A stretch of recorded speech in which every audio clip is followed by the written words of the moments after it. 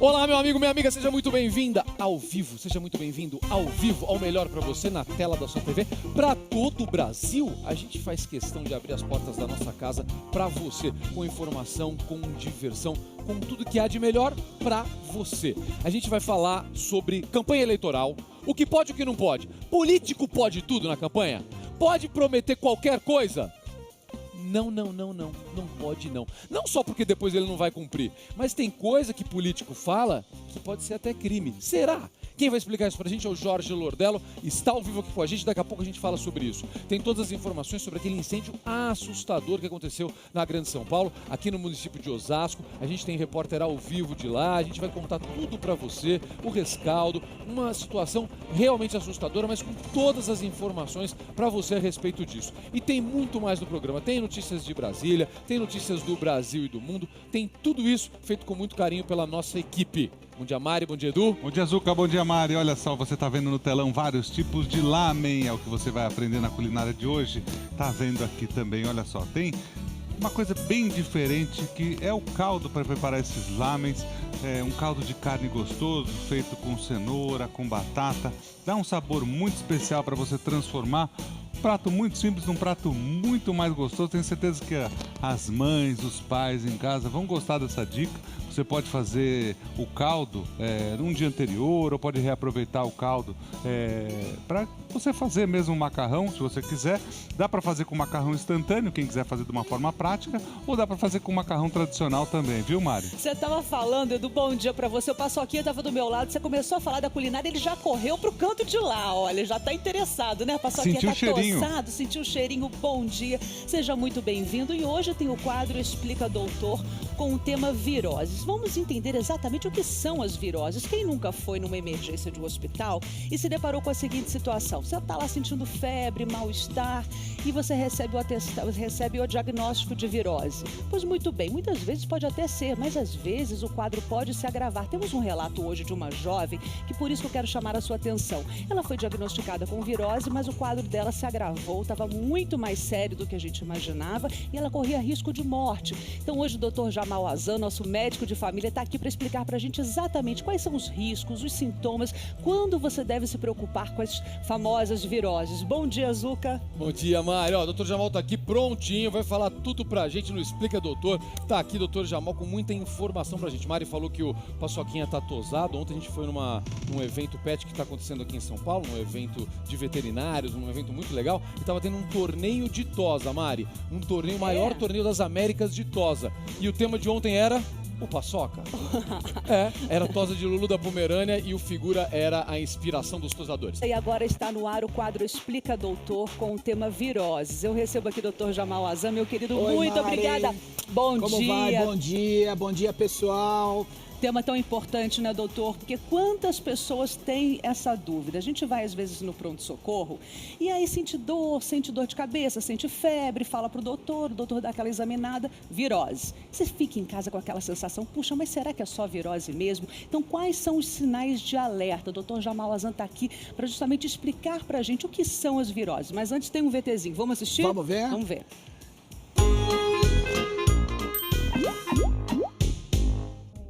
Laís ainda se recupera da pneumonia e de um derrame no pulmão que teve há 2 meses. Só que até descobrir o problema, ela recebeu outro diagnóstico médico.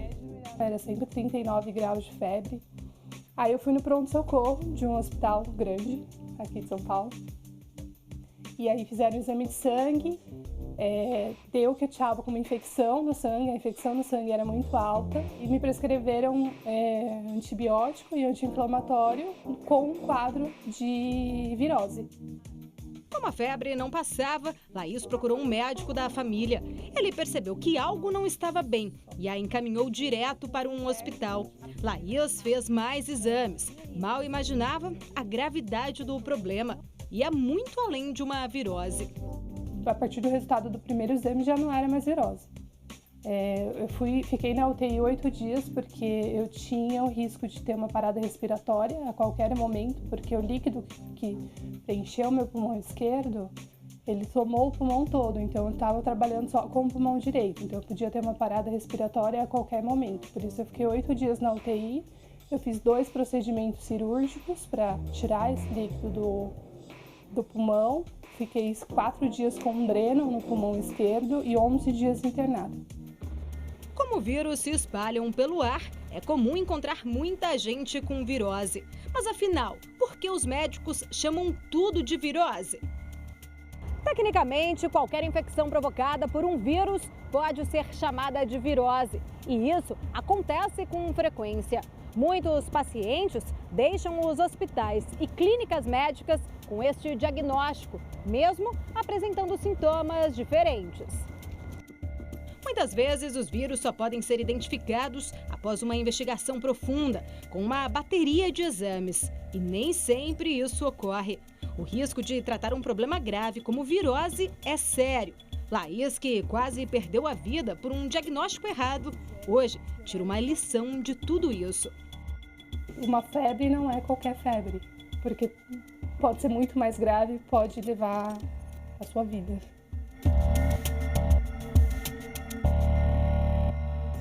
Você viu que alerta importante esse caso da Laís agora, doutor Jamal. Isso que ela falou agora, uma febre pode não ser apenas uma febre, pode não ser só uma virose. Essa menina quase foi a óbito, ela quase morreu. Ela teve um derrame na pleura, que é aquela membrana que reveste o pulmão, não é isso? Exatamente. E o caso dela foi diagnosticado como virose, como um remedinho ali que você toma, um antitérmico. É verdade, é uma situação muito complicada, porque nós temos duas coisas que podem acontecer. Primeiro, às vezes era uma virose mesmo e que evoluiu para um problema complicado. E às vezes já era um problema complicado que não foi diagnosticado. O médico muitas vezes fica numa situação difícil quando o quadro é inicial. Então, o que a gente tem que saber é o que fazer quando recebemos um diagnóstico de virose. Quando a gente recebe um diagnóstico de virose, a gente vai para casa e aí toma aqueles remedinhos que são prescritos, mas quais são esses sinais que devemos ficar alertas quando não passa? É Muito a febre, é o mal-estar? Agora, gente, vamos lá. Prestem atenção, divulguem para sua família e seus amigos. Quais são os sinais de alerta? Primeiro lugar, febre alta acima de 39,5 é um perigo, porque a febre, quando ela chega a níveis muito altos, 39,5, 40 graus, a pessoa pode ter convulsão febril. E a convulsão febril pode, inclusive, deixar sequelas neurológicas para a pessoa. Então, número 1, alerta, febre muito alta. Número 2, febre persistente que não melhora com antitérmicos usuais. Ou seja, tá com febre alta, tomou o remédio, não baixou. Tomou o remédio novo, não abaixou. Gente, cuidado. Febre alta persistente é sinal de alerta. Número 2, febre alta persistente. Número 3 é criança que para de comer. A criança tá indo bem, tá tudo certinho, a criança para de comer. Às vezes eu pergunto, seu filho parou de comer? Aí ele fala, meu filho já não come, doutor. Não, calma, gente. É diferente. Mudança no padrão alimentar, quando a criança para, não quer comer, não quer beber, é sinal de alerta. Cuidado. Quarta dica, idosos. Então, o que acontece? Quando o idoso fica apático, parado, quietinho no sofá, não quer conversar... Prostrado, sinal de alerta. Então, gente, 4 sinais. Febre acima de 39,5, febre persistente, criança que para de comer ou idoso que fica prostrado e apático. Doutor Jamal, temos 2 tipos de viroses, né? Aquelas que acometem as nossas vias respiratórias, que a gente estava falando ainda há pouco, e temos também as viroses intestinais. Eu trouxe aqui uma bancada que serve até como um alerta, o que a gente deve, o que a gente não deve fazer. Vamos começar então pelas respiratórias? Vamos lá. Bom, em primeiro lugar, virose respiratória é extremamente comum, especialmente agora que nós estamos vivendo um começo de um novo surto de gripe aí. Então, gente, muito cuidado. Nós temos que ter 2 tipos de responsabilidade, com o nosso corpo e com o próximo. A gente está sempre preocupado com a gente, não é, Mari? É, porque o vírus pode passar, né? O vírus pode passar, gente. Cuidado. Então, primeiro lugar, quando a pessoa for tossir ou espirrar, não colocar a mão. Porque o vírus vai ficar na mão, a gente vai botar na mesa, no corrimão do ônibus, no trem, no metrô ou até na nossa mesa de trabalho. Então, apesar de não ser uma dica muito bonita, mas enfim, a gente tem que resolver. Se a gente não tiver um lenço de papel na mão, é melhor espirrar na roupa do que na mão. Na mão, de jeito nenhum.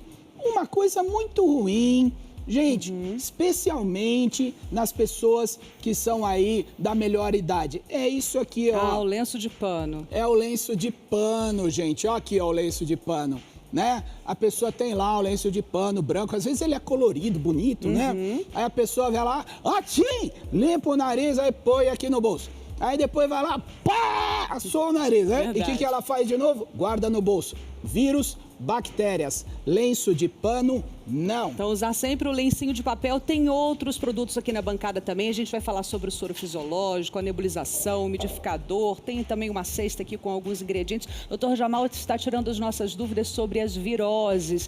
Vamos lá, a gente continua a falar sobre saúde, Zuca, agora com o Dr. Jamal Azan, que está explicando pra gente sobre as viroses. Porque, afinal de contas, a gente acha que virose é uma coisa boba, mas estava conversando com o Dr. Jamal, até AIDS é uma virose, não é isso, doutor? Certeza. Então, vamos ficar alertas. Por exemplo, uma pessoa que está com aquela virose respiratória, com bastante catarro no peito, como deve ser a alimentação dessa pessoa? Bom, em primeiro lugar, o que nós temos que lembrar é que as viroses respiratórias, elas dependem dos vírus entrarem no corpo, as bactérias, e eles se replicarem. Então, quanto mais a gente limpar a nossa secreção, melhor para que elimine esses vírus, eles saiam do nosso corpo. Como que a gente vai limpar a nossa secreção? Soro fisiológico. Como? Na nebulização, doutor? Na nebulização, trouxemos um nebulizador aqui, um umidificador. É muito interessante, especialmente nas épocas de clima seco, nos quais o nosso corpo fica todo, sabe, o nariz ressecado, às vezes até sangra, né? Então, nebulização, inalação com soro fisiológico, pingar soro fisiológico no nariz, aplicar o soro fisiológico com os sprayzinhos, que nós temos vários tipos, já falamos outras vezes para vocês. E sempre a pergunta, Mari, meu Deus, doutor, soro fisiológico não vai viciar? Não, soro fisiológico não vicia. Para a via respiratória é muito bom. Agora, tem uma outra coisa que é muito importante para a via respiratória. O catarro tem que estar sempre úmido. Então, a gente tem que estar tomando sempre água. A gente vive falando isso para vocês, né, gente? Verdade, Tem que tomar água, tem que tomar água. Eu tô com a minha água aqui. Só que eu não posso errar o meu copo. Porque esse copo aqui tá bom. Agora, e esse aqui todo gelado aqui, ó? Será que é bom? Então, água gelada não pode? Na crise respiratória, não. As pessoas perguntam muito. Pode tomar sorvete, água gelada? Tem essa dúvida realmente? Na crise, não. Crise, se evitar. a pessoa estiver um pouquinho ruim, não. Se começou o narizinho entupido, um pouquinho de dor de garganta, Evitar os gelados. Não, de jeito nenhum. E os alimentos, doutor? Então, a gente precisa estar sempre com o nosso corpo em equilíbrio. Tá. Agora, a vitamina C é discutível. A gente costuma, né, sempre fazer um excesso de vitamina C quando a gente começa a crise respiratória. Mas tem uma outra coisa muito importante que a gente precisa chamar a atenção de vocês. Eu sempre falo qual é o melhor e o mais antigo tratamento médico da humanidade: repouso. Tem que descansar. Tem que descansar, tem que se resguardar para que a gente se recupere e também não passe isso para as outras pessoas. Outra coisa importante, gente, quanto tempo a gente transmite uma gripe? A gente pode transmitir a gripe desde um dia antes do sintoma verdadeiramente acontecer até uma semana depois que o sintoma começou. Então, muito cuidado se você tiver gripado, resfriado, se você tiver com uma via respiratória ruim, proteja-se, mas proteja o próximo. O próximo também, porque o surto... essas dicas do lencinho, né? Exatamente. Isso, foi espirrar assim no braço. Pode evitar. não ser bonito, mas é melhor do que botar na mão e espalhar. não é? Doutor Jamal, adivinha quem tá chegando agora? Quem tá chegando? Perguntinha dos nossos telespectadores. Opa! E a gente hoje tá na sintonia da cor, ó. Olha Camisa aí, ó. azul, Viu vestido só? azul. Quer ver como é que tá a Aqui, ó. Cris Magalhães? Olha só. Oi, Cris. Tá todo mundo de azul, tudo azul, Cris. Tomara que ninguém pegue virose aqui pra gente continuar assim, de né, jeito doutor? nenhum. Oi, É o Cris. seguinte, olha só, a Maísa elogiou muito o programa, elogiou aí as receitas do Edu, mas também tem dúvida. Ela é lá da Bahia, de Juazeiro do Norte. Ela quer saber o seguinte, quando uma pessoa pega virose na casa dela, acaba que todo mundo pega virose. Então ela tem um filho de 8 anos que já pegou virose, vômito e ficou com diarreia. Só que às vezes o marido também pega e aí chega pior. Por que para os adultos a virose chega pior, doutor? Já o doutor Jamal, então, vai responder e vai falar das viroses intestinais também, que é essa perguntinha que a Cris nos trouxe. O doutor Jamal Azan, a Maísa de Juazeiro do Norte, lá da Bahia, nos trouxe uma pergunta, na verdade, te trouxe uma pergunta. Oba! Ela quer saber o seguinte, lá na casa dela, quando um tá com virose, a família toda pega a tal da virose também. E ela observou que geralmente começa por um adulto. Por que isso acontece? Olha, a rigor, a virose, ela pode começar por qualquer indivíduo da casa, porque às vezes a criança vai para a escolinha, na escolinha ela traz uma virose, às vezes ela não manifestou ainda, mas ela está transmitindo. Lembra, Maísa, que eu falei agora há pouco que a gente já transmite um dia antes de manifestar o sintoma? Então, é possível que a pessoa esteja com o vírus transmitindo, mas sem sentir muito ainda. Então, não necessariamente começa pelo adulto. Agora, gente, Maísa, a sua pergunta é muito importante para todos que estão nos assistindo, porque demonstra claramente o poder de transmissão das viroses. É o que você falou. Um está em casa com virose, todo mundo pega.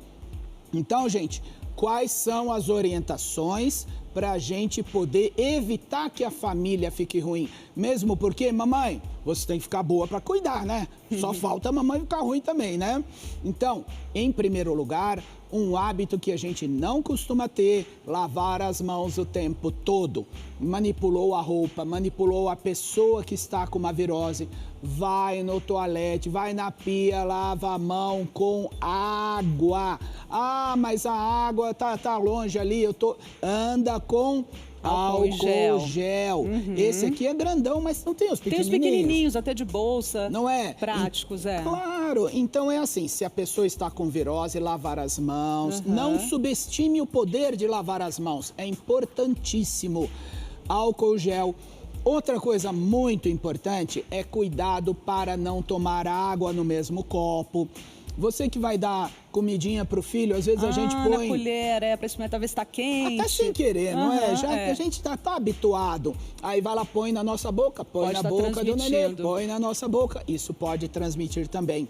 Muito importante haver esta consciência para que você não pegue e não transmita essa virose também. Agora, e se pegou a virose? E se pegou a virose? Então, a pergunta da Maísa é importante, doutor, porque ela já introduziu o nosso próximo assunto, que são as viroses intestinais. E aí, se já pegou a virose intestinal, tá com enjoo, tá com diarreia, vômito, o que fazer, principalmente com os cuidados na alimentação? É isso que o doutor Jamal vai explicar pra gente já. Segura só um minutinho. Então, vou perguntar agora pro doutor Jamal Azan, mais uma vez, as viroses intestinais, aqueles sintomas de vômito, diarreia, o que a gente deve, o que a gente não deve comer, doutor? Separamos para vocês aqui na nossa bancada as coisas que são boas e as coisas que são ruins. Ruim, gente, comidas gordurosas, então manteiga é ruim. Leite, no momento da diarreia, não é muito bom por causa da gordura. Frituras, de jeito nenhum. Como assim? O óleo pode piorar mais ainda. Verduras, legumes e frutas que têm resíduos, porque esses resíduos podem fazer o intestino funcionar mais rápido. Solta então. mais o intestino, né? Agora, o que é bom? Carnes magras, cozinha, tira a gordura. A carne vermelha pode também? Pode. Tem aqui um franguinho, mas pode... Pode, desde que seja uma carne vermelha magra. Nós também... Arroz branco ajuda. Evite o arroz integral. Ah, mas eu só como arroz integral. Ora, nesse dias, momento, né, gente, troca para o arroz branco, depois volta a sua preferência. Já ouvi dizer, não sei se é mito ou verdade, aquela aguinha do arroz também ajuda a segurar um pouco o intestino. Ajuda, doutor, é verdade? Com certeza. Fazer aquele aquele arroz mais empapado, mais assim. empapadinho, por dois motivos, não só pelo próprio arroz que fica ali diluído, que ajuda, mas pela hidratação que nós vamos falar já. Tá. Então, a batata, ela é batata boa, ajuda também cozida, nessas é horas. claro, né? Não é frita não é de frita, jeito sem nenhum, fritura. né? E a hidratação. Como nós vamos fazer a hidratação? Com sucos sem resíduos, por exemplo, suco de maçã é muito bom. Água de coco, gente, é o melhor. Ótima, né? Hidratação excelente. E para quem está numa situação complicada, já está com muita diarreia, não tem muito acesso ao médico, porque nós estamos em rede nacional.